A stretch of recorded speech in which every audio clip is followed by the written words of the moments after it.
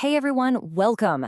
We're kicking off our new aerodynamic series by jumping into a tool that engineers use for everything from super fast airplanes to high-performance race cars.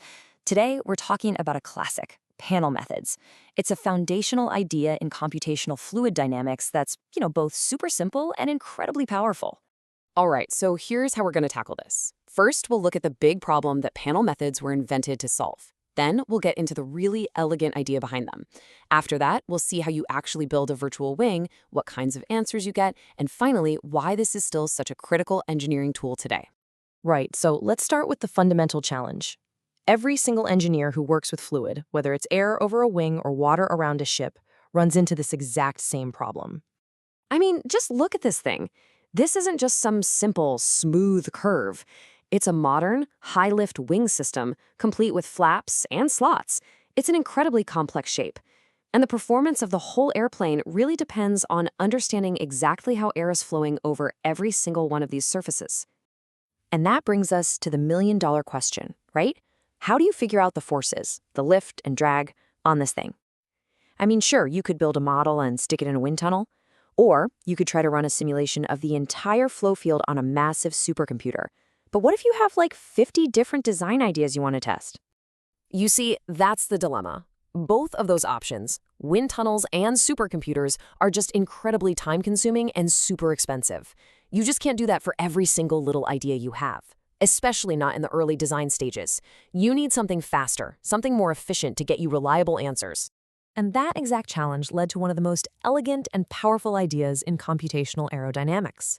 The idea was this: what if, instead of trying to model all the air around the object, we just focused on what's happening right at the object's surface? The key, the absolute breakthrough, is a simplification called potential flow. Basically, we make a couple of big assumptions here. We pretend the fluid has no friction and that it isn't swirling around. Now, that might sound like we're cheating a little bit, but it does something amazing. It makes the really complex math of fluid dynamics way simpler. It turns it into simple algebra.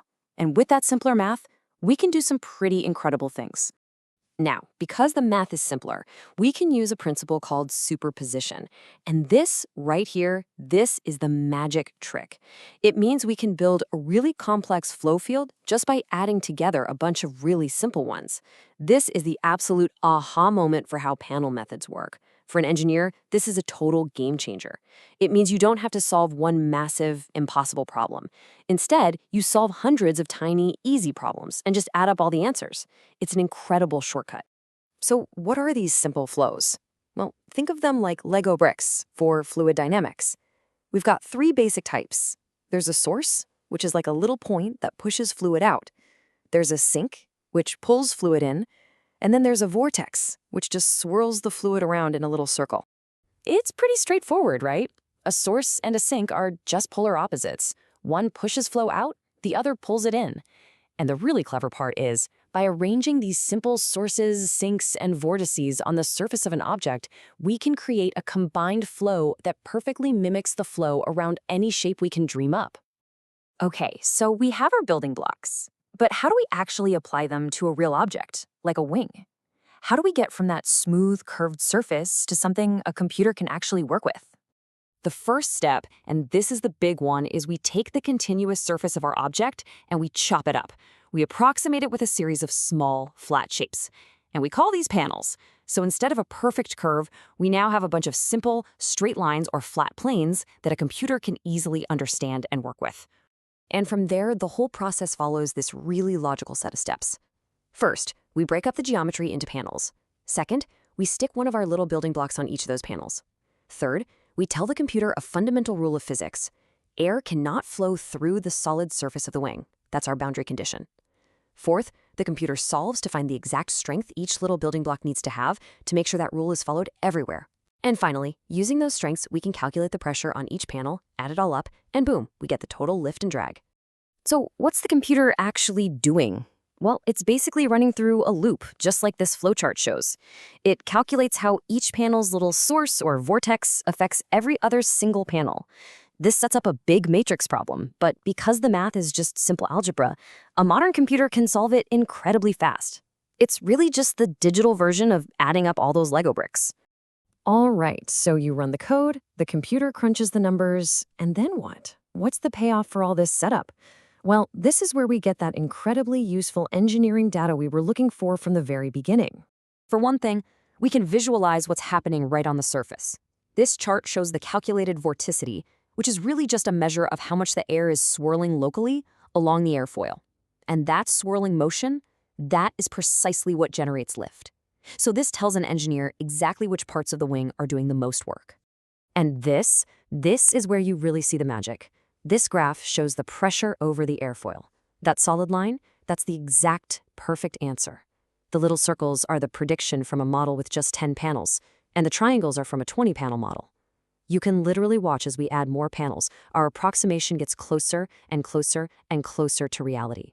It just converges beautifully. So you have to understand, this is not just some neat theory from a textbook. This is a practical, workhorse engineering tool that's been used for decades across a ton of different industries. I mean, its applications are all over the place. Of course, you have aircraft design. But it's also absolutely critical for race car aerodynamics, for figuring out ground effect, which basically glues the car to the track. It's used in hydrodynamics to design quieter submarine hulls and more efficient ships, even wind turbine blades, and fixing the tiny errors you get in wind tunnel tests. Panel methods are used for all of it. And we're not just talking about flat 2D shapes either. No way! The method scales up beautifully to complex 3D stuff. Here you can see a panel model of a whole wing and fuselage combination, and the prediction it gives for how lift is distributed across the entire wing. You know, this whole thing has a really cool history that kind of grew up right alongside the computer. The first successful 3D codes popped up in the 1960s at places like Douglas Aircraft. Through the 70s and 80s, they got way more sophisticated and became the industry standard. And by the 90s, they had gone from running on massive mainframes to being tools that any engineer or student could run on their personal computer. So what's the bottom line here? The reason panel methods have stuck around and are still so important after more than 50 years is because they hit this perfect sweet spot. They're fast enough to let designers test dozens of ideas in a single afternoon, but they're also accurate enough to give you real, meaningful answers about which designs are actually going to work. Now, if you're thinking, wow, this is cool, I want to know more, the absolute best resource is the textbook Low Speed Aerodynamics by Katz and Plotkin. It's fantastic.